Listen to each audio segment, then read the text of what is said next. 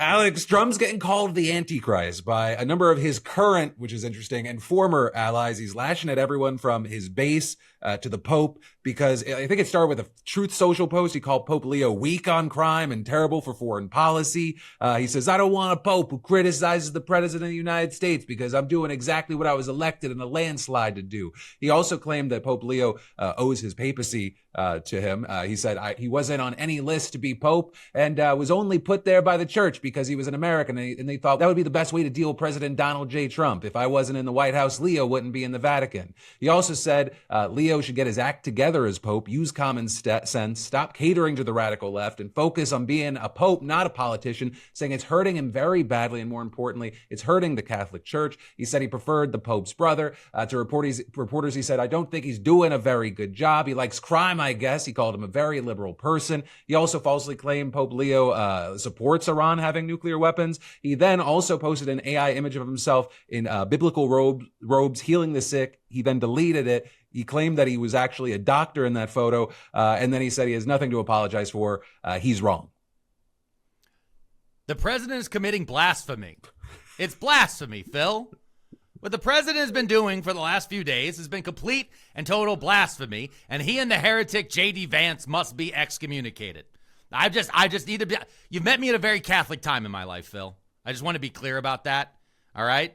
But this has been an insane time, because we've been covering this on our show in the background at the end of almost every episode of Crashing Out. Just been mentioning, hey guys, just so you know, there seems to be something coming to head between the Catholic Church and the Trump administration. And out of nowhere, the president of the United States attacked the Pope and then posted images of himself as Jesus Christ.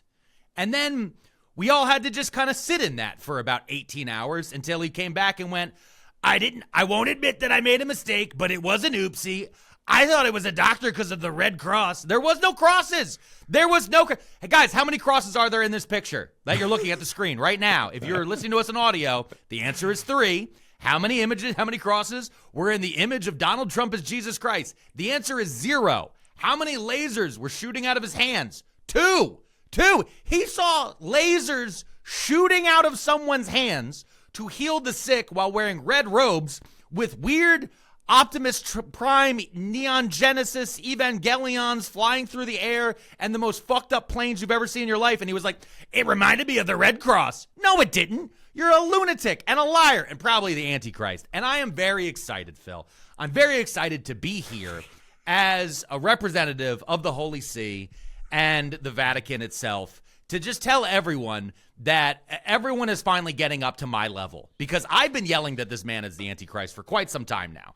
I thought he was the Antichrist long ago when he started using religion, when he held a Bible upside down in front of a burned out church back in 2020. I said, that's Antichrist-y vibes. That's a little weird. When he had all those lunatics show up at the White House and pray for him, and all the images of him sitting in a chair and them praying to him. When they made golden statues of Donald Trump, like the golden calf. When Donald Trump himself had posted images of himself as a golden statue on the new Trump Gaza resorts that he was planning, where he was going to drink alcoholic drinks with Benjamin Netanyahu. I said, feels a little Antichrist-y. So now seeing so many different people catch up to my level and then immediately get slapped by Donald Trump himself, it feels good. It feels good to know that I, like a trans person, beat Riley Gaines in this race to knowing that Donald Trump is the fucking Antichrist. And also, how dare you come after our woke Pope? Huh? How dare he? We finally have not only a woke Pope, a Pope from Chicago, Phil. We have a Chicago Pope. Yes! Okay? Oh, that paid off. I didn't know that. Yeah. Oh, ew, the White Sox? You couldn't even be a Cubbies fan? Blasphemy, okay? Pope Leo the 14th is a White Sox fan. That's right, you're right. And that is how it will be carried forward, okay? I might be on Trump's side now. No, you can't do that, Phil. There's no plenary indulgence to get around rooting against the White Sox. This is, you know what? I'm always wrong. Weird time to get on the Trump train. I'm doing it. It's a weird time. Sometime when people zig, you got to zag. I'm gonna zag onto the Trump train. Can I tell you now. a weird time for me? This is 100. Everything I'm wearing is 100% polyester, and it is currently 81 degrees in Pennsylvania in April, and I don't have air conditioning. So this is going to be this is a testimony episode. And I'm really glad everyone can be here for my homily. Let's go ahead and start off. By the way, blessed are the podcasters in the name of Joe Rogan, Theo Vaughn, and Andrew Schultz. All right, let's go. We're ready to start the show. Crashing out. Yeah. I will say it's been so interesting to watch from so many different ways. I will say your Riley Gaines mention, one of my favorite things, because It's so amazing. many of the people on the right that hitched their wagon to Trump were like, oh, I can matter now and ascend and get access, are getting smacked down. And it reminds me so much, not everything's Hitler, but so much stuff is Hitler, of just on the rise, like how these authoritarian leaders, they will take on fucking anybody that will help them ascend. And, you know, they'll say one thing, don't care about really anything. They don't stand for anything inside. And then when you are not useful, when you stand in the way, he says, I'm not really a big Riley fan. I don't like, and which makes sense because he loves Mamdani. He's like, I don't fucking care about this Riley Gaines person because he only likes being friends with winners, but loves to surround himself with losers. And he's realizing, oh my God, all these people are fucking losers. But then also at the same time, he is a loser. He is a big, big sundowning loser. Yeah, but let's face it. The president of the United States has repeatedly stated that he loves being surrounded by. We have quotes of him literally saying, I love being surrounded by losers. And that's why when Riley Gaines gave him the least bit, she was like hey, I saw so many. It was like Riley Gaines, Brylan Hollyhand, and a few others to be like, and they were all, and for the most part, by the way, these were also younger people. Mm-hmm. The younger ones who were like, oh shit, this man's not going to be around in 10 years. He's going to be in Dante's Inferno. We don't know which ring. All right. We don't know which mouth of the devil he's going to be chomped in, but he's not going to be here in 10 years. Riley Gaines is still going to want to have a career. Brylan Hollyhand's still going to want to have a career. Tim Pool's going to want to finally be able to afford to go to Turkey. There's a lot in here that they are looking around and trying to like figure out. The best one I saw is my good close personal friend Jack Posobiec, the Polak, Jack the Polak, desperately because Jack has been part of the Catholics. The Catholics for Catholics group, right? The Catholics for Trump, all these different things. Jack loves posting pictures of himself performatively holding up the rosary. And he was like, have you prayed your rosary today? Oh my God, it's this Catholic thing and blah, blah, blah. And then, so when the Pope and Donald Trump are fighting, he can't figure out which statue does he pray to? Does he pray to the Virgin Mary? Does he pray to Donald Trump? Who does he pray to? And the best part is, Jack Posobiec is doing the most amazing thing. He's trying to figure out which one will upset his MyPillow sponsor the least. Because that's what he's dealing with. And it's so good. I love it. What's been really fun to watch is also when he said, it was me as a doctor. He's putting out this signal to his religious supporters that it's essentially like, I either think that you're brain dead or I'm brain dead. There's no in between. It's either you're the dumbest fucking person on the planet or I don't actually know what's going on. And also we have to talk about what triggered this, because you saying woke Pope Leo is saying the most basic shit. So there was Leo had a Saturday prayer vigil at St. Peter's Basilica. He said, enough with the idolatry of self and money, enough with the display of force, enough with war. True strength is manifested in serving life. He also called Trump's threat to destroy an entire civilization truly unacceptable. You had American cardinals doing 60 Minutes things. And we are now in a world where the Pope is having to say, quote, I have no fear of the Trump administration or speaking out loudly. That just him promoting peace is an act of resistance against Trump. That is the situation that Trump has set up, that the Pope is woke because he's like, killing people's bad, you guys, so maybe we shouldn't kill people, and also say that God is justifying it. In a fight against pedophile protectors, we have to be on the side of the Catholic Church. I just want everyone to understand how fucking through the looking glass we are on everything. All right? That's where we are right now, America. We literally are sitting here and we're like, okay, it's at this point, can I tell you, it's the Godzilla meme. Let them fight. I fucking love it. Because the thing is my wife is a cradle Catholic, and there's a lot more people starting to use that term. Cradle Catholic. I've been hearing it. Yeah. I've been hearing it a lot more because weirdos like J.D. Vance have glommed on to Catholicism. And why have they done that? Because they love the Warhammer 40K of it all, Phil. They love the trappings. They love the Catholic drip. Give me that conclave costuming, right? That's what they want. They don't want to deal. These are the type of people who don't read the fucking comic books, but then show up and complain that Spider-Man's black.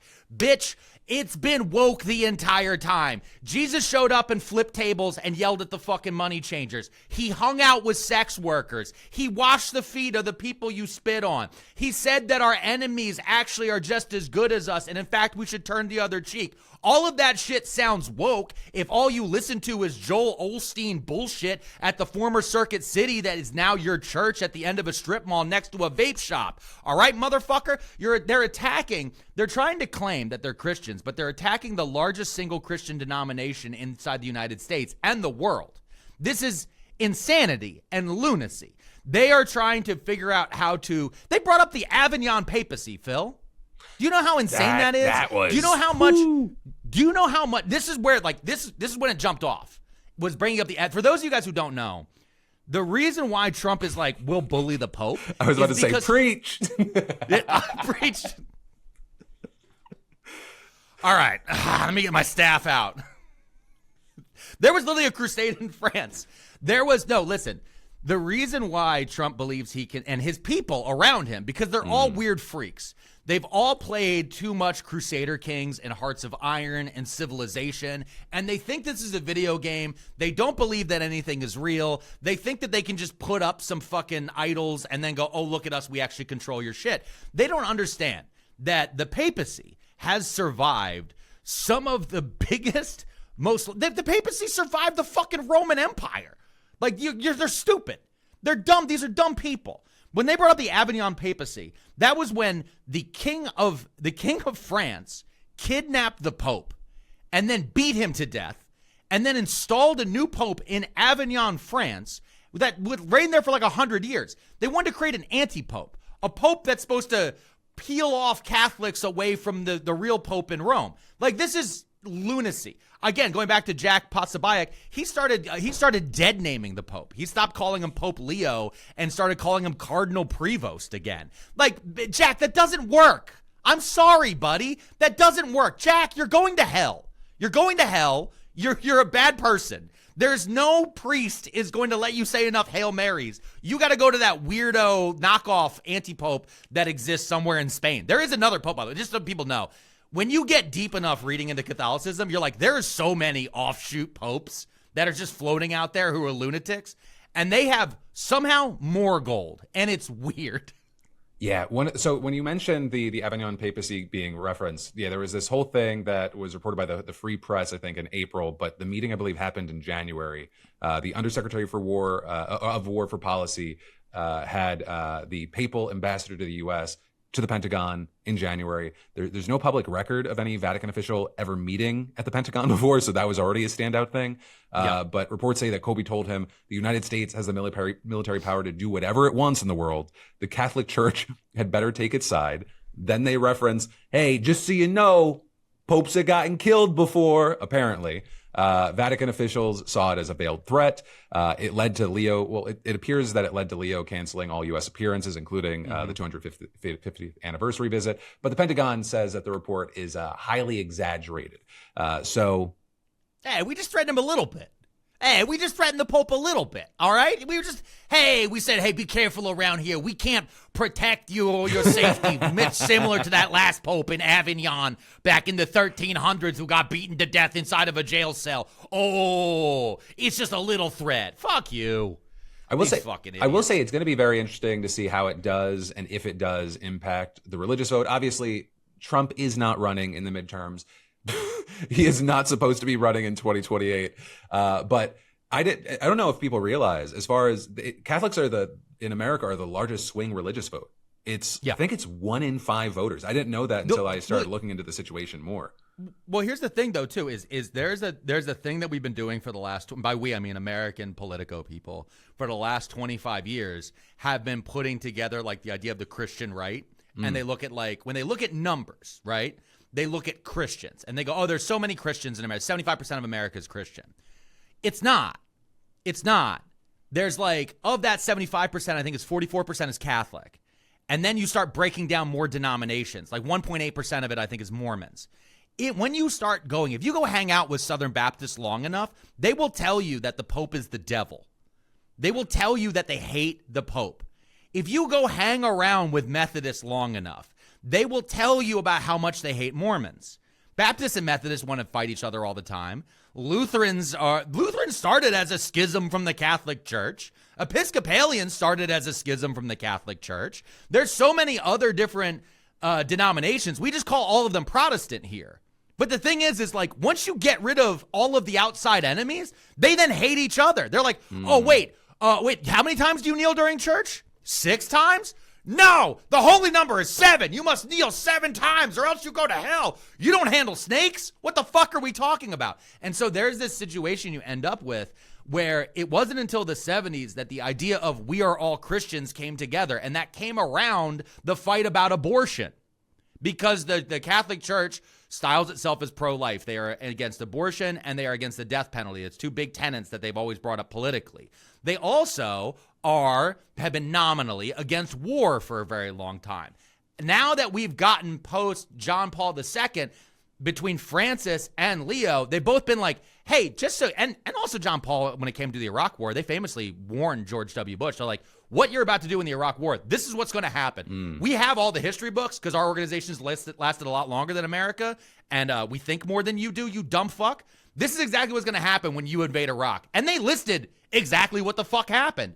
And this is just one of those situations where we're just sitting here watching an institution full of scholars who, on many points, I don't agree with them. I don't agree with the Catholic Church when it comes to a woman's right to choose. I don't agree with them on transubstantiation. I don't. I think it's a metaphor. I think when you eat the wafer, it's a metaphor. They think it actually turns into human flesh. People died over that. That was this is what people died over. And you know when they stopped dying? When America was found and they started sending all their religious nuts here. Like this, you're down in Georgia. I'm up here in Pennsylvania. My state was founded.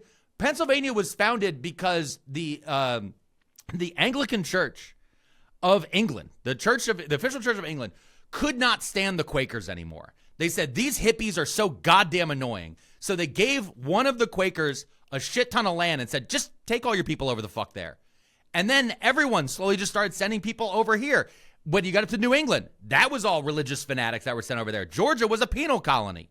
So they just sent people down to Georgia eventually. Like, they offloaded Europe offloaded all of their lunatic religious nuts over here. Mm-hmm. So now the fact that someone who was born in Chicago is the Pope, and he can go look at the American president and go, I'm not afraid of you, man. You're a fucking weirdo. Like, that feels great. And honestly, I'm ready.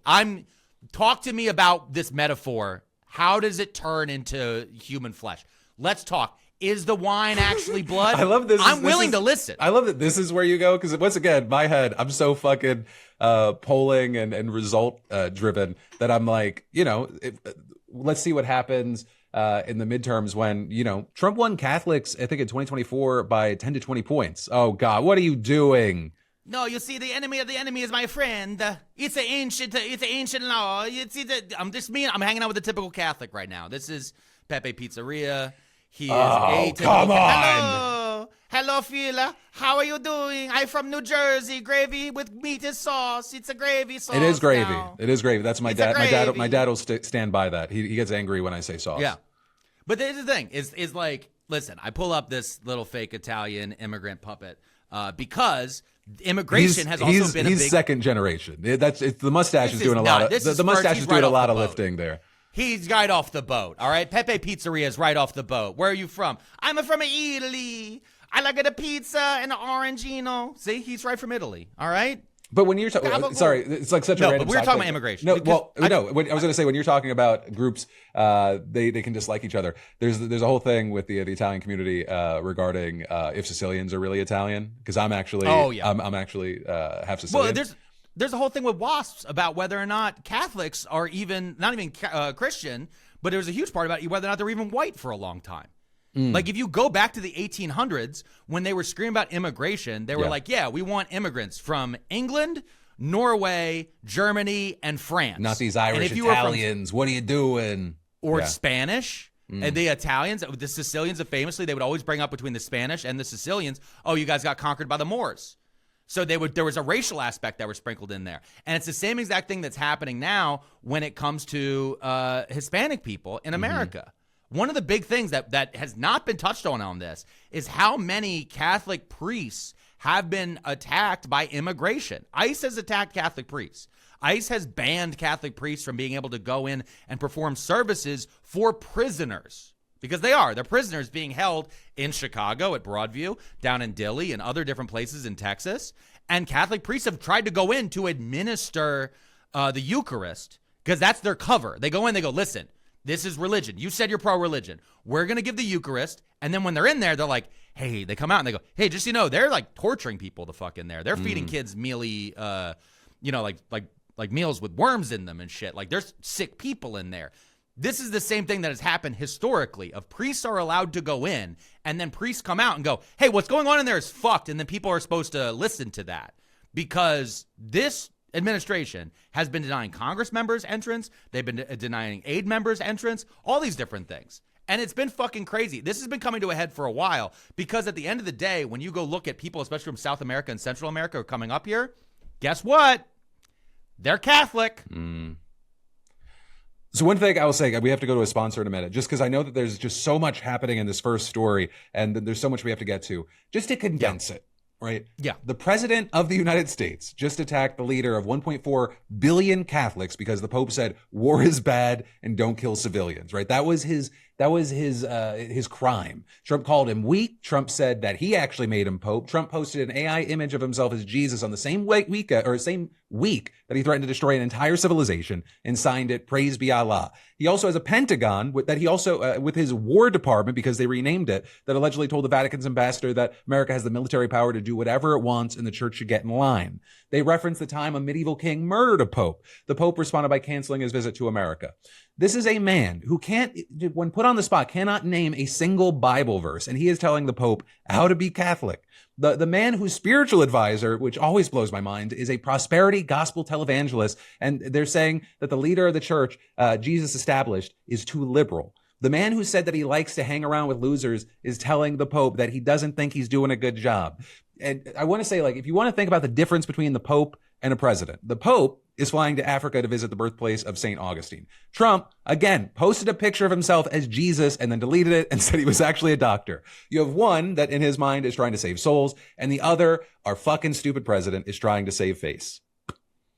Because it's blasphemy, Phil. And the president is the Antichrist. You ever try to be an outdoorsy plant person and somehow end up with dirt in your car and a plant that didn't make it past day 3? Yeah, you're not alone. That's my story. And that's where today's sponsor, Fast Growing Trees, comes in. They're the largest online nursery in the United States, and they've got everything. Whether you want privacy trees, fruit trees, or just something to make your space look more alive, they've got you covered. Just plug in your location and they show you what actually works in your climate. It's stupid easy. You just click, order, and suddenly you're the kind of person who owns plants that are thriving. Plus, everything's backed by their Alive and Thrive guarantee. So you'll receive healthy plants on day 1. Guaranteed. And if your plant skills are questionable, they've got real plant experts to help you keep things alive. Right now, they have great deals on spring planting essentials, up to half off on select plants. And you beautiful bastards can get 20% off your first purchase when using the code CRASH at checkout. That's an additional 20% off better plants and better growing at fastgrowingtrees.com/crash using code CRASH. That's fastgrowingtrees.com/crash, or hit that QR code and use code CRASH. Now's the perfect time to plant. Offers valid for a limited time. Terms and conditions may apply. You know, Phil, before we went to break there, I was surprised you never even mentioned my beautiful prayer candles I had up here. I have some, for the audio listeners, they don't even know. I have Gritty, I have the Philly Fanatic, I have Ric Flair, I have Dolly Parton, I have Mulder and Scully from the X-Files. This is a Stormy Daniels one, and myself. I was going to say somebody sent me that. The Ric Flair one, it was a little bit blurry. From afar with a pixelated, I thought it was Epstein, and I was like, that's a fucking choice. No. Epstein was on the Trump picture being healed which is crazy. Everyone's been arguing if it's Jon Stewart or Jeffrey Epstein who is being healed by Donnie Christ. That's what we're calling him. Yeah, if Trump also if it's Trump the Strait of America, he's Donnie Christ. If Trump is a doctor in that picture, you're dressed up as a nurse today. Thank you so much. I love it. And my cop husband is a great man. Anyway, let's talk a little bit here because there has been a massive schism. We touched about it a little bit on segment one. A massive schism that has been happening this week, and it's been insane. It actually kicked off before this Pope stuff, but it's been building more and more, and we're seeing what some are calling now OG MAGA splitting completely from Trump. And so they're now inside of their own camps are saying it's America first versus Israel first. But in reality, it's like who's grifting, who's staying on the Trump train, who is trying to, I think, keep their brand relevant after this. The big four, according to Trump, are Tucker Carlson, Megyn Kelly, Candace Owens, and Alex Jones. He attacked all of them directly. My favorite was the attack on Candace Owens. And I'm just going to read this in Trump's exact voice real quick. He said, and I quote, "Crazy Candace Owens, who accuses the highly respected First Lady of France of being a man when she is not. And will hopefully win lots of money in the ongoing lawsuit. Actually, to me, the First Lady of France is far more a beautiful woman than Candace. In fact, it's not even close." So I love that Trump was like, there's no way the First Lady of France is trans. She's hot. I would do her. That's how I can tell who is a woman. God, which is insane. He called Tucker Carlson low IQ. He went with another, and then they all immediately started pushing merch, which has been incredible. Tucker Carlson started selling a low IQ hat, and then Candace Owens had another one as well that was like just fucking insane. And so now their people are going to be wearing hats calling themselves idiots, which is just the new version of baskets of deplorables. Because again, it's just one of those ones you look back, because I've heard like some interviews with Hillary Clinton and you're like, oh, what could have been? Right. Yeah, sure. Just as much of a warmonger as anybody else, but at least the sentences were full. And yeah, saying they're low IQs, they're stupid people. It just doesn't hit like basket of deplorables, right? Yeah. You can't make a deplorable out of that. But this comes back to a thing that we've talked about a few times of, okay, well, how big of an impact is this actually going to have? Right now that he's going after his base, does he actually finally slip past overall approval of 39%? Because that has been hardcore. It's been the most there. And it becomes a question of, how much sway does Tucker Carlson actually have outside of, Twitter's inflated numbers and then, the legit big numbers on YouTube and all these places. Same with Candace, who is huge and stuff. Like, is it just a vocal minority, or are we going to see all of a sudden that 39 finally break, which we haven't seen, I think, since literally the moment after January 6th. Yeah. I think that what I'm seeing when I'm looking around are the ones who were his loudest online support are now becoming more hardcore detractors, and they're willing to go in directions that the libs have not been willing to go. I've been seeing, I can't repeat some of the things that I've heard them call Donald Trump. Not only would this show become demonetized, but I don't want to be clipped saying some of these words. It's crazy. And I'm seeing it begin to happen more and more and more. And I think a big part of it is, again, a lot of these guys, when I look at Tim Pool, when I look at Alex Jones especially, because Alex Jones has been getting cucked now for 10 years. They're all okay. Remember, I mean, not to the people out there, King Shane, whatever. All these people that are still on his side are cucks in their soul. He is fucking everything that you hold dear, your self-respect, and you're just taking it like a little bitch. Like that's if we're being honest. Well, I mean, look at Joe Rogan, right? Joe Rogan spoke out. He this week he spoke out the way Joe Rogan does, which is like a veiled, I don't know, man, I don't like that. He hedges. And then what happened? He's hedging his And then what bets. happened? Yeah. When the Iran negotiations fell apart, Donald Trump and Marco Rubio showed up to UFC, right? Marco Rubio was hammered, and Donald Trump's walking around. What was and he walked right up to Joe did? Rogan. Yeah, he did the 8. He was like, Oh, is that what it was? look at me, 8. And everyone's like, what the fuck does that even mean? He might have been trying to do 48. Like, he might have been so drunk he was trying to throw up, like, I'll be next. Maybe that's funny. Maybe we missed the first part of it. But Donald Trump walked up to Joe Rogan and, like, gave him a pat and all that different stuff. Joe Rogan didn't say shit. Joe Rogan just stood there and took it. All 5'3" of them. He could have leg kicked. Joe Rogan always talks about fucking leg kicks. Didn't do shit. He just stood there, bald and 5'3". Can't wait to get back to his ice bath because he loves having his balls shriveled up into his neck because that's where he's been his entire fucking life. Joe Rogan's a bitch. And honestly, I'm willing to say it. The wrong cast member of news radio died. There. We'd be in a better world with Phil Hartman. Anyway, let's get back to Alex Jones. Alex Jones has spent his entire life screaming that a pedophile cabal of elites are running America. The Epstein files dropped. Alex Jones didn't even know how to talk about it. But now, finally, he's finding a way to, I guess, rebrand. That's where he's been now. He keeps shooting videos of himself in his ar. He's driving everywhere. He's driving everywhere. God knows, hopefully sober. Watch out, Austin, Texas. Actually, you know what? If he's in Austin, Texas, do whatever you want. But I am reminding people, like, even though, he's saying that the president's totally changed, he's under demonic influences, and he's a lot of the time, these rants, he's putting the crazy cannon at Trump. Something I do want people to remember is, like, you can love it, you can embrace it, but just don't forget that Alex Jones is still Alex Jones. He is a Sandy Hook conspiracy scumbag, and that is just scratching the surface. Fuck him forever, in my eyes. But it is nice to see them eating each other. Even Donald Trump brought it up. Even Donald Trump brought that up as a slap on Alex Jones. He wrote, and I quote, or bankrupt Alex Jones, who says some of the dumbest things and lost his entire fortune, as he should have, for his horrendous attacks on the families of the Sandy Hook shooting victims, ridiculously claiming it was a hoax. The President of the United States stated that Alex Jones called the Sandy Hook's families liars and calling it all a hoax. Like, what the fuck are we doing here? Like, this is crazy. And now you end up in this world of, like, all right, MAGA, are you going to, 3 months from now, are you going to come back and yell Alex Jones was always right? Like, and again, what you were just saying, I've had people say to me, like, oh, we need to come together with Tucker. I saw Ro Khanna, we need to come together with Marjorie Taylor Greene. No, we don't. I don't think so. I honestly don't think so.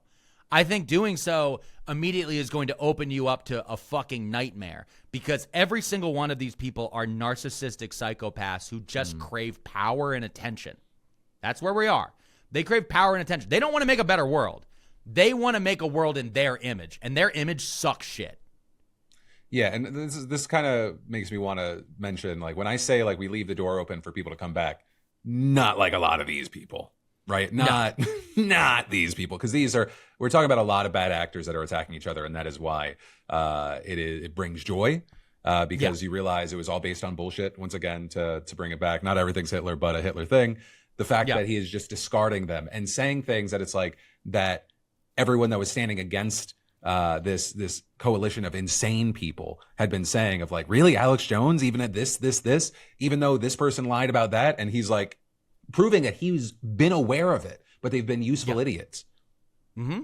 They all do it. Mike Johnson does it all the time. Oh, I didn't see that. Oh, I love Trump, when that man never has his phone on. The Speaker of the House. He just sits in a room by himself, no electronics. Well, he sits in a closet. Everybody knows him and Lindsey Graham sit in closets, and then they don't see anything on Twitter. He opens up that app where he and his son share their activities.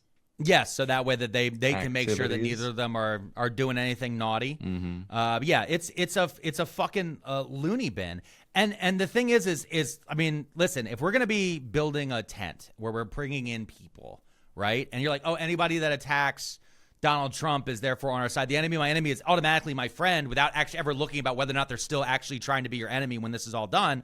Then Melania is allowed in the tent this week. Oh yeah, Melania Trump herself. I feel like this is how crazy the week is. How many of you forgot the Melania Epstein speech? Everybody listening right now, get in the comments and write, I forgot the Melania Epstein speech already. Because that's how fast shit is moving. The First Lady of the United States called a press conference out of fucking nowhere. Out of nowhere. She showed up and she just went, I have never been friends with Jeffrey Epstein. I have never, my email to Ghislaine was just, it was just an email. He was just, and by the way, that is just how she sounds. That's how she sounds. Is she Slovakian or is she Czech? I can't remember. When I was a boy, they were one country. So I can't ever remember if she was from the Czech Republic or Slovakia. Trump would say, one of the good ones. Yeah, that's exactly what she would say. No. She said that she's not Epstein's victim. She denied that Epstein introduced her to Donald Trump, which is crazy because that then opened up so many new avenues for people to start doing some Wikipedia hyperlink clicks on. Because if just really quick, if you come out of nowhere and you're like, I didn't fuck that horse, people would be like, why are you feeling like we all needed to see this and for you to say this? Yes, it's the very famous tweet of the my I'm not a human trafficker shirt is only creating more questions than it's answering. It's very much that. It was so fucking wild that she came out and started talking about all this because one of the things that came up has been there's been these claims for a very long time that Epstein is the one who introduced Melania. And she's like, no, it's this other guy, this Italian guy. But the thing is, it always comes back to us. It always comes back to the Italians. Yeah, the Italians behind everything. It always does. Everyone says, all the conspiracy theorists, they say it's the Jews. It's actually just the Italians. Yeah, it's Rome. It's literally all roads lead to Rome. I don't know where the Jews killed Jesus. That's crazy because that was a Roman centurion spear. Anyway, whatever, folks.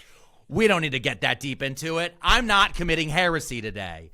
So this guy, he came forward. This is basically, he said repeatedly, he's the one who introduced Melania to Donald Trump.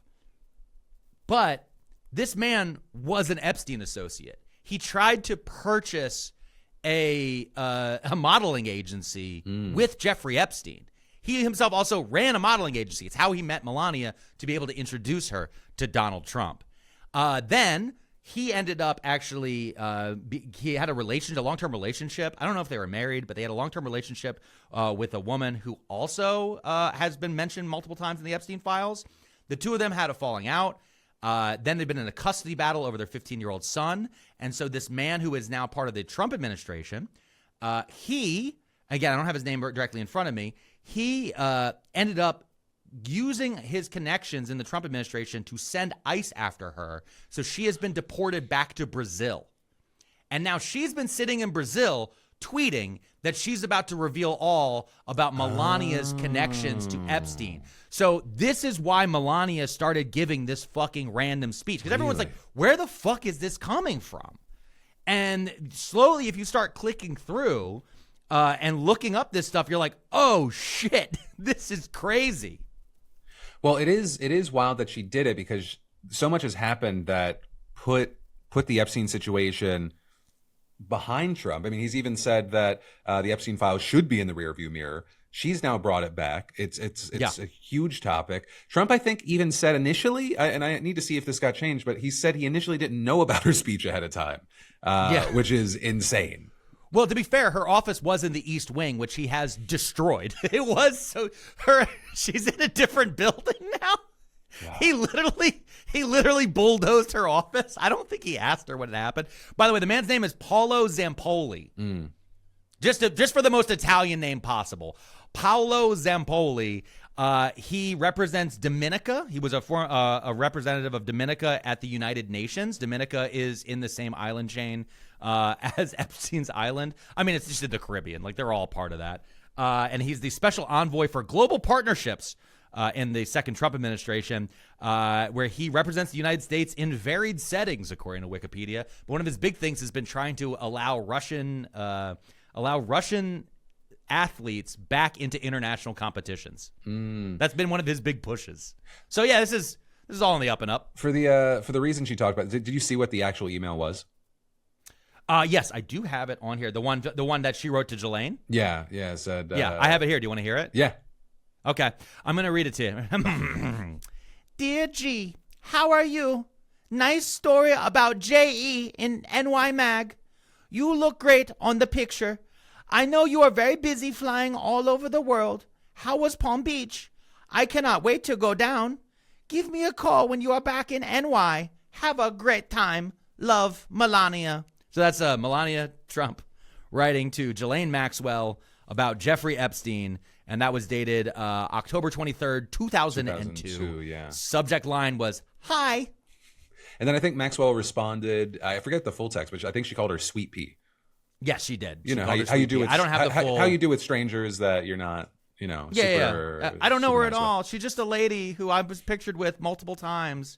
Yeah, fun stuff. Hey, shout out to Melania for just like fully supercharging the Streisand effect here. Because, obviously there are a lot of things we have to keep caring about, but I think it is important that this stay in the news. And I mean, she even called for, what was it, the survivors to speak. Yeah, no, she did. And, I would say really, honestly, shout out to Melania for distracting the world from the war that was started to distract the world from the Epstein list. One of the creepiest things about being online now is that your digital life can start before you even know what the internet is. Before a kid can spell their own name, there's already a good chance they have photos that are online, accounts that are tied to them, and a digital trail that they never asked for. That's why I partnered with today's sponsor, ProtonMail, and their Born Private campaign.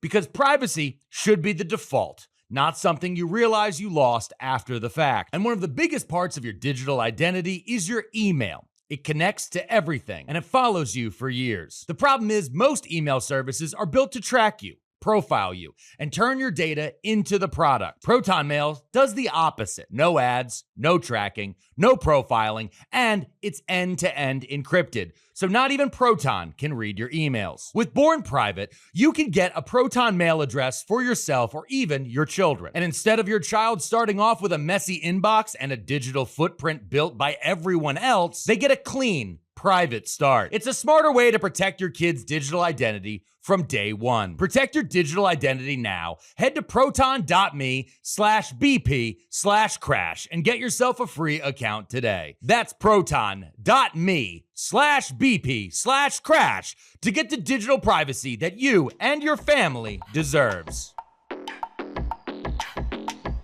You know, Phil, I don't want to sound like an ad or anything, but I'm getting kind of hungry. Are you hungry? I'm hungry for Hungary. Oh, yeah? Because Hungary is hungry for democracy. Hey. Because they just defeated Viktor Orban, the prime minister, the 16-year prime minister, and the, I want to say, like, basically conservative information mogul of the Central European nation. And it's a big deal, and I don't think a lot of people understand how big of a deal it is. He got slapped up so hard, his authoritarian ass was like, good game. Like, he had to accept it because they came out and voted him and his party out so convincingly. These motherfuckers have, like, since they've taken power, have done so many things to make sure they close the door behind them, and still people were so fucking fed up, they were able to vote away authoritarianism in their country. Like, obviously, we have to see what happens, and the guy they elected, he's not like this liberal progressive dove, but so much better than Viktor Orban. Yeah, they voted harder. The Hungarians voted harder. Actually, what it really came down to is the guy, Peter Madja, he was a member of Viktor Orban's party. Because we were talking in the last segment about, we don't want to save some of these. There are always going to be some that you can come over. And this is kind of, I think, what Rokana and MTG are kind of looking at with their idea of this coalition. I don't think that particular coalition is what America needs right now of, aligning with Marjorie Taylor Greene. But in this case, Peter and his party, he basically there was a party that had been kind of set to the side. He attached his name to it after he left Fidesz, which was Viktor Orban's party, and he started rebuilding it. And he was basically blacked out from the entire media.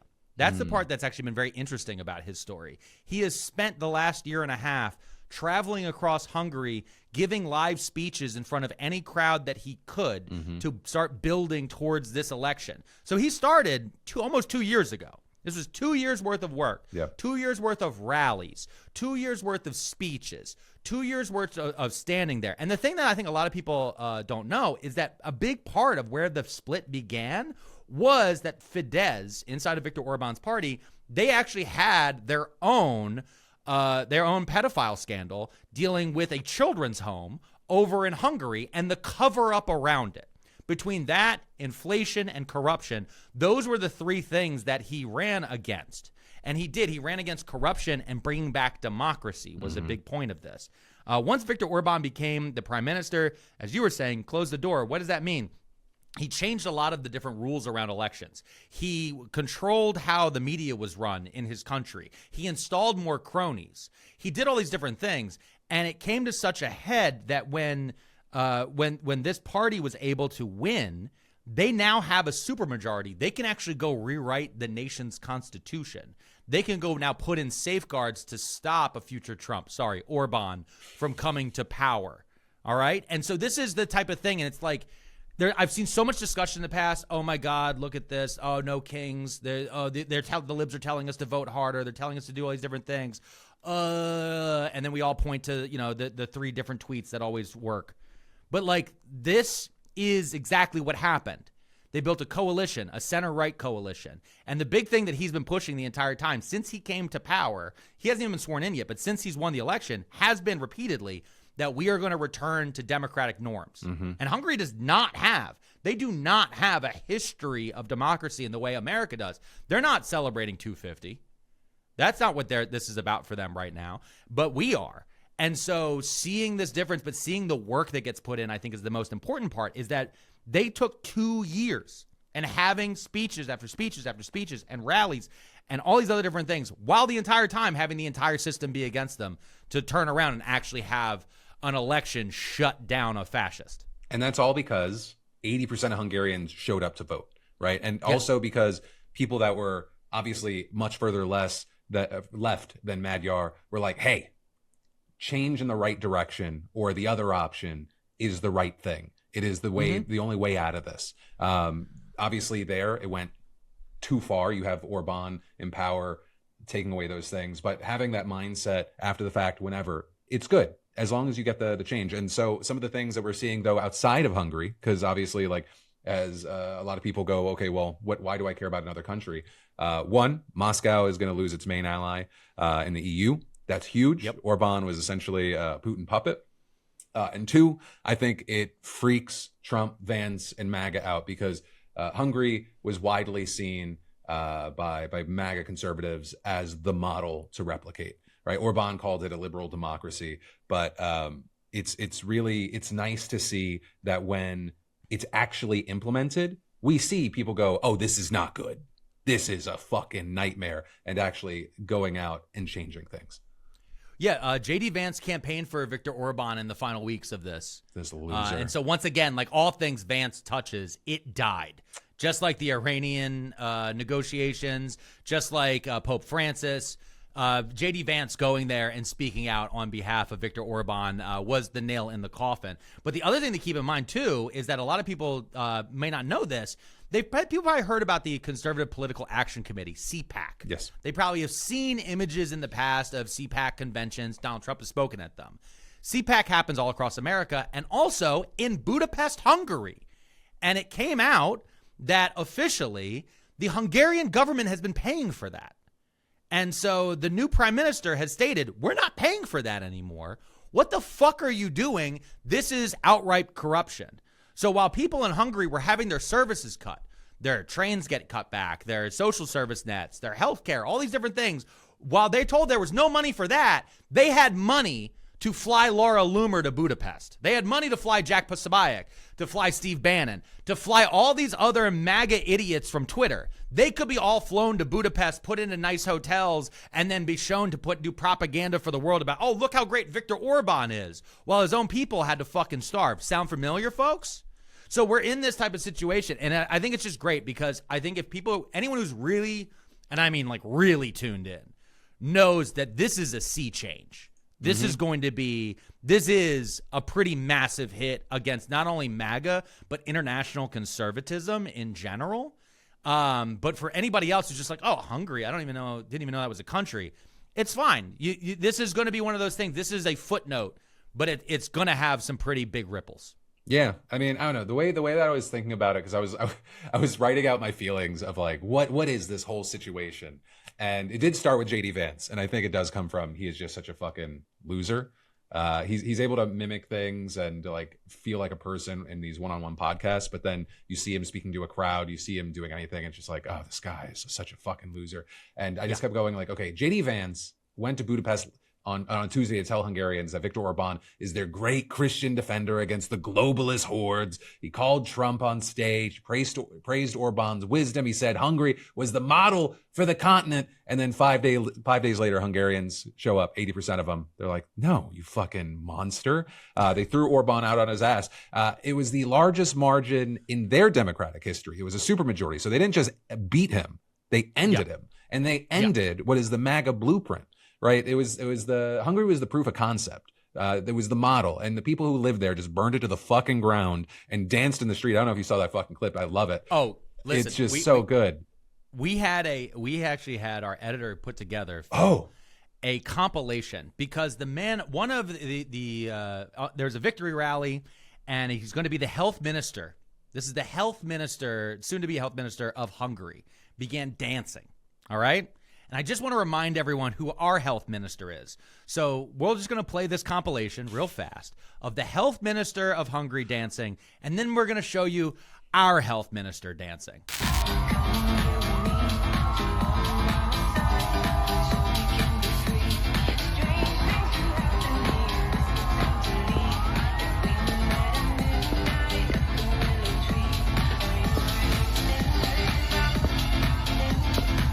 Hey guys, you want to shake?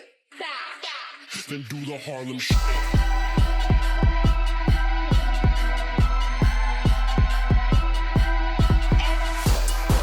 Not that kind of shake. Healthy shake. Oh.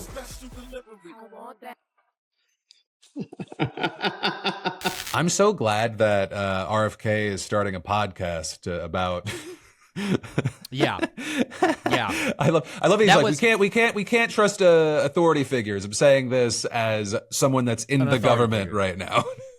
We can't trust the government. Trust me, I'm from the government. Yeah, no. Anyway, but just real fast, that clip was Amber Rose introducing RFK Jr. to do the Harlem Shake.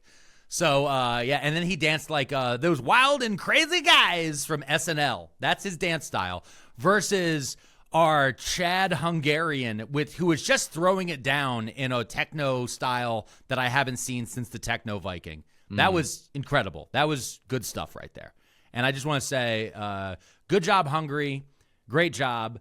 I know that your dude's a conservative and all that other different stuff, whatever, different politics for different places. But anytime a fascist gets knocked out, we should ring a little bell or hit a little air horn. That's a good time. Yeah, the president of the European Commission said Hungary chose Europe, and I was like, maybe a little bit. I think they chose democracy.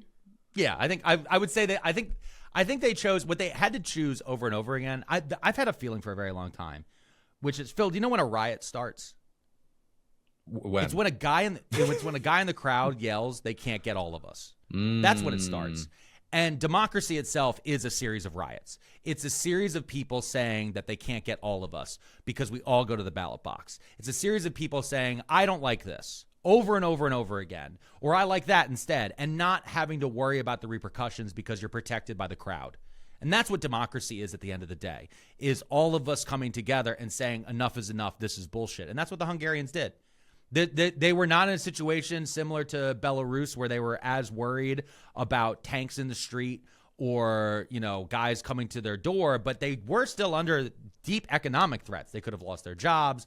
They could have been censored by the government. They could have, faced repercussions. And that's what Orban did. It was his background wasn't, I'm going to send jackbooted thugs to your front door or masked guys who claim that they're with ICE. No, instead what he was doing was there was always this underlying thing of, if you do this, if you fuck up, it will be remembered and it will cost you potential. And that was where the horror kind of came from all of this. But yeah, I'm glad to see him gone. Fuck off, Victor. Have a good time. Yeah, fantastically put. Everything Trump and Vance touches dies. Hey, really quick, Alex and I are sponsoring ourselves. If you haven't gotten it already, right now over at beautifulbastard.com, we have our brand new Stay Angry shirt, so you can keep your eye on the ball. And then, of course, our Crashing Out bestseller, in remembrance of our old friend of the show, Pam Bondi, we have the beautiful I Almost Crashed Out Until I Remembered That the Dow is Over 50,000. Available, of course, right now at beautifulbastard.com. Link in the description. Get yours today. So yeah, coming back, Alex, I know that I'm actually gonna take a thing that you constantly say, which is a reminder. I know this is a comedy podcast, but there is something that was huge in the country that we have to talk about. And I want to say it's heavy, it's concerning. If you got to skip past it, go for it. But we need to talk about it. And that is the situation with Eric Swalwell. People have seen now he's dropped out of the California governor's race. He announced that he's going to resign. And this is after there were sexual misconduct allegations from at least 4 women. Yeah, this has been horrific, and this has been a long time coming. That's been the part that I think a lot of people think this is coming out of the blue, like out of nowhere, like, oh my God, these allegations just popped up. That from what I have been able to gather, there have been rumors about Eric Swalwell for a very long time. That bugs the shit out of me, though. Like, I know. How does something like this? Because I've seen that number of things of people saying it's a long time coming, and I'm like, I've never fucking heard about this. So here's what from what I've gathered from people. Swalwell was one of 435 members of Congress. Once he was installed, whenever he began to allegedly prey on his staff members, when they wanted to speak out, they were like, well, he's one of 435. The times when they have spoken out was when Eric Swalwell ran for president in 2020 as a joke and a clown. A few of them started to come forward and speak to reporters. And then when he shut down his campaign, they went, well, he's back to the same position. And so a lot of them felt because he was in such a safe district, it's a very heavy blue Bay Area seat. Harris won it by 35 points in 2024 and all those different things. And now, especially with the California redistricting, it's going to be even stronger. With that sort of view, they're like, well, I can't really stop him. And the thing is because when you get in any situation where there is, I don't know if you've ever heard the allegory of the broken stair. No. You know that one? There's the idea of, this comes up a lot in abusive households. Watch out for the broken stair, which is typically an uncle or a grandparent. In businesses, a coworker or things like that. It's easier to warn people to step over the stair or to step around the stair than it is to fix it. Because fixing it has now opened up Pandora's box. How many members of Congress actually knew about this? Who inside of it? What consultants knew about it? How many people were protecting him? Who inside the California Democratic Party was protecting them? Was there anyone at the state level? Was there anybody at the national level? Was there anybody at the DNC? Suddenly, this man, because Eric Swalwell has also been a major face in the Democratic Party, especially when it comes to MSNBC. He learned, especially after 2020, how to get on television a lot. He's had a lot of clips about him. You go on the internet, all these different things. He was also, he was a younger member of Congress, so he was one of the ones who was put more forward as being able to figure out how to reach the kids on Snapchat. That was literally one of the things. They had this big push of, this is Eric Swalwell knows how to use Snapchat, and Snapchat was going to be the future of Facebook. When it came out, the allegations, turns out he was using Snapchat to essentially reach out to these staffers and to send them images in the allegations. So as these things started to get around, now how did this break, I think is the thing a lot of people are actually leaving out. Because we've seen Roger Stone and Martin Shkreli. Both of them, hours before everything really broke, had claimed that they were part of something. They weren't. They had no idea. They heard about something about to break, and they decided to jump on it to be able to try to claim to make themselves look bigger. What happened was when Eric Swalwell announced that he was running for governor, his team reached out to some content creators. One content creator in particular is a friend of mine. Her name is Mrs. Frazzled on Instagram. Yeah. Mrs. Frazzled made a video with him, and she said, I like Eric, blah, blah, blah, because she'd only seen him on TV and kind of knew him through that type of stuff. Sure. After she posted that video, she started getting DMs from people warning her, don't be too close to him. Ooh. Yeah, she's posted about this. She's talked about it pretty regularly. People started warning her. Allegations started entering into her inbox. And she started hearing the same allegations from different people, all of which that she was able to verify from the Hill. So she started talking to them and lawyers and putting people together and trying to get them in touch with journalists. And the thing is that people have to realize about content creators versus a big major publication like the San Francisco Chronicle or CNN or any New York Times or any of these other ones, they have legal departments. They have protection. When they're threatened with a lawsuit, they can put up against it because they have money. A content creator on their own, for the most part, unless they're willing to go all out, that's going to shut them down for 2 years plus to try to win that. It's also going to cost them a shit ton of money. Look at the guy, the Lion King guy. The guy made a joke about the Lion King, and then the guy who wrote the song, the Lion King thing, he's suing him for like $24 million. Yeah, that's a joke, but that's fucking a real world. That's a comedian who's being sued by some random stranger. He's got to go hire a lawyer. He's got to deal with the time. He can barely even do shit. I mean, yeah, he's going to be performing at Soul Joe's, I think, this week before I am going to be, which is a comedy club in Pottstown, Pennsylvania. I know, weird place to put a plug, but I'll be there this weekend. But what happened was Mrs. Frazzled, she started putting these people together because she started hearing the same story, and so she started doing what a journalist should do, which is corroborating things. And then she was able to get them in touch. So over the last month or so, she, Suzanne Lambert, Cheyenne Hunt, and a few other content creators who are women that are on the left, they started speaking out against Swalwell. All of them had their names dragged through the mud. Every single one of them. They were attacked. Cheyenne Hunt, there was a CBS News article that was put out about her, claiming that she was actually secretly part of Katie Porter's campaign for governor. They started just putting out baseless allegations about them. They were talking shit on them. They started trying to cost them contracts. They started using bots, all this other different stuff to try to make these women feel insane, very much like a Rose McGowan situation. And so now, when the story broke, and then we saw the numbers and how horrific the allegations were, and the directness of them, and Swalwell's actions of sending out things like the day before the announcements of the articles, Swalwell started sending cease and desist letters to the accusers, who he was not given the names of, but he knew who to send them to. These things all came together rapidly. So Hakeem Jeffries immediately called for him to drop out of the governor's race, Speaker Pelosi. Others began to call for him to straight up resign from Congress. The Republicans immediately started leaning on this very hard. Swalwell resigned he suspended his California campaign on Sunday, and on Monday he announced his resignation.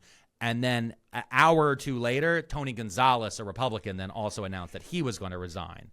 And I know that this was a sticking point for you, Phil. Yeah, well, just because it makes so much of fucking politics is disgusting to me. I know that we talk about these very real stories, and I go to the polling, but then like even inside of the system, the only reason Tony Gonzalez is going to be out is because the Republicans were like, okay, we can do a 1-for-1. Swalwell's out, Gonzalez is out. Now we can actually care about accountability, because accountability didn't matter. The votes mattered. And so it's just this, there's a reason that you have Trump seeing everything in the world as transactional, because in that world, so much of it is genuinely transactional. There's just so many people that do not actually care about their people or people in general. And so that's where I get really disgusted. But to go back to the specifics, right? From what I'm seeing from the San Francisco Chronicle and CNN, you had a former staffer, because I don't think we ever got into the specifics. I know we have to try and be safe and when we're talking about on YouTube, but there was a former staffer who worked in Swalwell's district office who alleged that he assaulted her on 2 separate occasions, once in 2019, once in 2024. Both times she said she was severely intoxicated and unable to consent. There was also CNN reported 3 additional women that alleged other misconduct, unwanted advances, intoxicated encounters, sending unsolicited nude photos and graphic messages. Swalwell has denied things even though he's resigning, but he also apologized to his wife. So it seems like he's trying to say, I was messing around doing inappropriate things, but I didn't assault anyone or commit any crimes, is what it seems to be his defense. But here's what I will say. If we're going to talk about the people who started this and got everything to this point where the mainstream media would jump on and corroborate it and felt comfortable to report this, Democrats should be thanking their fucking lucky stars that this happened now, because this is not in October. They'd fuck up. They'd give away the game because they wanted to stay silent and do what so many people criticize Republicans of doing.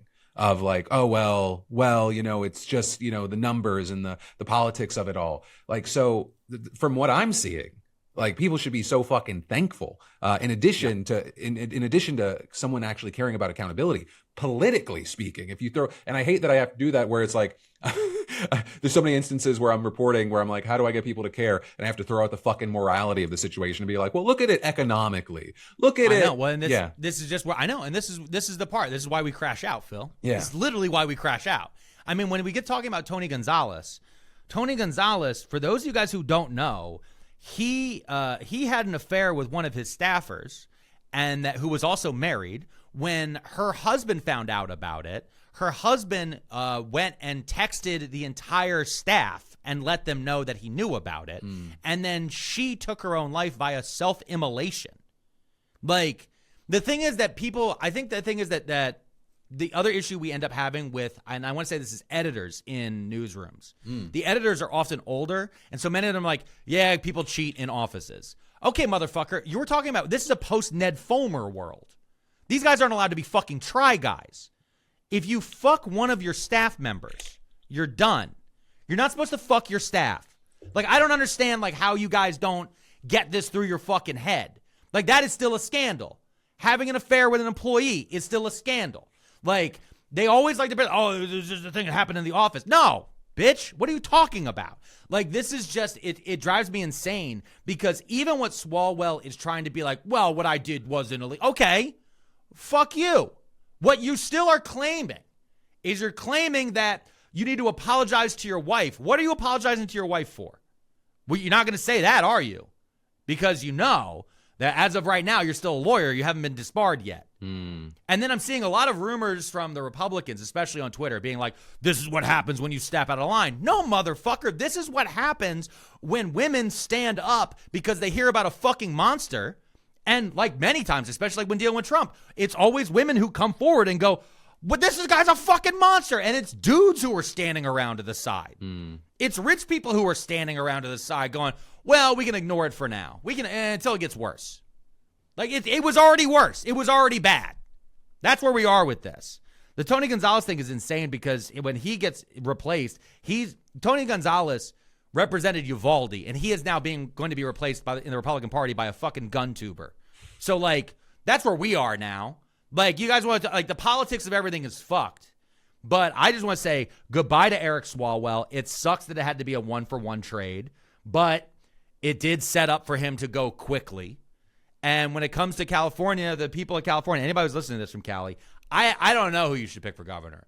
I like to stay out of primaries for the most part, because I'm usually confused when it comes to other states. It's because every state is so specific in their fucking needs.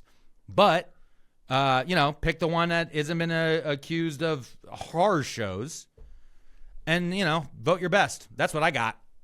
Yeah, I've seen a number of names getting mentioned. Obviously, like, people immediately jumped to Steyer, but then I saw Katie Porter getting mentioned, and now there's a third guy. Oh God, Xavier Becerra, I think is his last name. Shit, it's Xavier was the one I've been seeing everywhere. But yeah, so there's it's going to be interesting over the next 2 weeks. Once again, to go into my Phil pocket and start talking about polling, it is going to be very interesting to see where Swalwell's support goes, but also as far as the timing of the primary, hopefully the polling for Democrats, hopefully the polling comes out soon, because they still probably need other Democrats to drop out to not risk two Republicans being at the top of the ticket. Like, if all of Swalwell's support goes to one person, then this is kind of a non-issue, because then you'll have most likely a Democrat versus a Republican going into the actual election, and then California's going to go Dem, pending nothing else crazy happens. But I mean, we'll see. And then as far as the holding people accountable, oh my God, we didn't even talk about this at all for show prep, but there's two things. One, now you've got Shkreli out there saying, like, he's going to just go after anyone for anything because everyone has secrets, including Ro Khanna. And then secondly, I'm so fascinated by TMZ now having a DC office, because I think that's going to bring back a certain version, depending on how they do it, of what Gawker was for Silicon Valley for what's happening in politics. Because I think an emerging area, there's been two big emerging areas outside of just things that are hyper partisan in the news space. And one has been kind of the aggregators. So they've been a sponsor of the show, but like the ground news, where people are like, what are the left and the right saying? And then there's the covering politics as if it's celebrity news sort of mindset, which we haven't really, once again, it was Gawker for Silicon Valley, and it's going to be very interesting to see what happens with TMZ and DC. And we've talked about this. We talked about this in a prior episode, but also like Daily Beast has been touching on this a little bit. That's what I was blanking on. Daily Beast was one we mentioned before. The one thing I will say about TMZ is I am going to be a little careful about them because they are owned by the Fox Corporation. They're owned by Fox. So I'm just going to be like a little like, be skeptical of everything hesitant. always. Yeah. Yeah. But at the same exact time, I'm like, TMZ is also click hounds. Like they care a lot about clicks. And so we'll see. Because the other thing too, that these TMZ reporters are going to quickly have, is that they are not beholden. They don't live in DC. They're not worried about getting into the parties. They're not trying to go to nerd prom. They're also not trying to make sure that they, don't burn this source over here to do this thing over here, because these guys are like, whatever we can fucking get right now, let's turn around. And so I'm hesitant, but excited to see what comes from that. We're entering a weird world, Phil. That's why I'm glad I'm here with you for it. Well, I think we're going to see more people drop out. I think people there are going to be certain people that are like on that edge of, to your point, of, there's 400 some odd people, maybe no one's paying attention to me, that all of a sudden there is now a monetized incentive. Yeah. Right? Yeah. We're going to see a lot more of them think like, I should have stayed in the state Senate, the position that nobody knows exists. But Alex, no, wait, the way that we have to end this has been, you're talking about things that end up being in the end of the podcast. So I kind of love that we have something that only like half the audience ends up seeing. A continuing thing has been a top FEMA official, right, saying that he teleported to Waffle House. Trump has finally apparently been asked about this. You have it's finally reached Trump's ears? Yeah, Andrew Kaczynski tweeted, I called Donald Trump to ask him about a top FEMA official who said he teleported to the Waffle House. After I explained it, Trump asked, what does teleport mean? And quote, was he kidding? And adding, it just sounds a little strange, but I know nothing about teleporting or him. Basic response. I mean, I hate that he's a monster. Can I just say real fast, the guy saying that he just called the president, like that's, so many journalists are saying this. It's just they've shared his number and they just, hey, Donnie. Yeah, he's just like, hello. Like, what did anyone teleporting? It's so wild because that means like somebody could just call and just pretend they're Iran to be like, hello, Don, we give up. He's like, we won. It's just like, that feels like what's been happening for the last month. But yeah, this teleporter, the guy is a top FEMA official, and Trump is like, who? What? But also it does speak to how big the government is. Like that, again, I remember years and years and years ago, not to compare them, but Obama went on Mark Maron's podcast, and he talked about the government as being this massive machine with legacy systems and all this different stuff. And so, yeah, you have to kind of have a guy say something this fucking crazy to have it come up this often.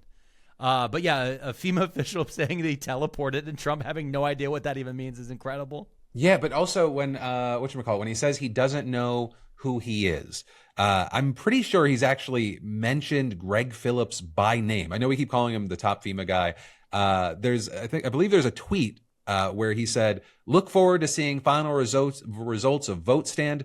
Greg Phillips and crew say at least 3 million votes were illegal. We must do better. Because by the way, in addition to the teleporting, he is also an election denier. Okay. Yeah. No, that makes sense. No, that tracks. He's like, hey. My lies about the election being stolen are one thing, but you start talking about teleporting to Waffle House, people are going to start having doubts. Well, listen, Phil, to be completely fair though, right? Like Trump just, you tell him your name right now and he'll say it back to you 7 times and then you're cursed. That's just how it goes. It's a curse. If I say your name 7 times, you're going to end up becoming a DoorDash grandma. That's... Oh, we didn't even touch on that. Fucking touch this lady. No, it's because there's too much. There's too much. It literally, most of what we've touched on has been the last 48 hours, and it's been insane. And then we're gonna hit stop, and then another 24 hours of stuff is gonna happen because we even like. There's so many things. The DoorDash grandma thing is crazy. Watching people argue now about the ethics of DoorDash is insane. Finding out that she was a plant was obvious from the get-go. The fact that he ordered McDonald's is also still wild. There's the C-SPAN. Actually, you know what? We should close the show by playing the C-SPAN intro of Donald Trump receiving McDonald's, because it feels like such an SNL sketch. C-SPAN, bringing you democracy unfiltered.